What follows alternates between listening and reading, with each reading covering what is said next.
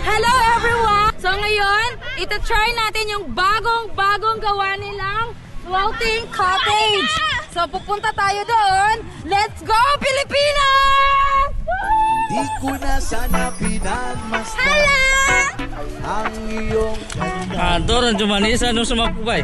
at hindi na rin pinansinta bawat ngiti mo may gayuma dahil sa akala ko So guys, pupunta kami ng floating cottage sa halagang 50 pesos. Mai-enjoy mo na yung very bonggang kawan doon.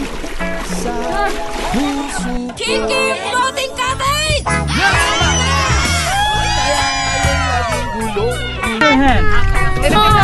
puso ko isipa araw-gabi ay pangarap ka at sa tuwin ay nababalisa dahil ba ang puso ko'y labis na umiibig sa'yo hanggang kailan matitiis ilim ang pag-ibig ko.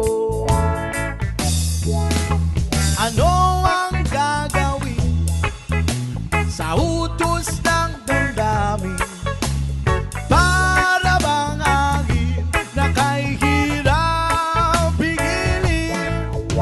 Sana'y unawain ang puso sa'yo'y balik. Okay, yan si Madam Tabarang, ang aming libre anak. Okay. Oh yeah.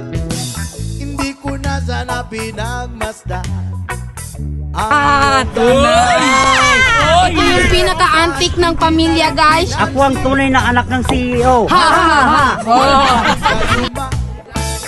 Dahil sa akala ko hindi ako iibig sa'yo, ikaw pala ang aaki sa puso ko. Ano ang gagawin sa utos ng damdamin? Para bang hangin na kay hirap pigilin? Sana'y unawain ang puso sa'yo'y balik.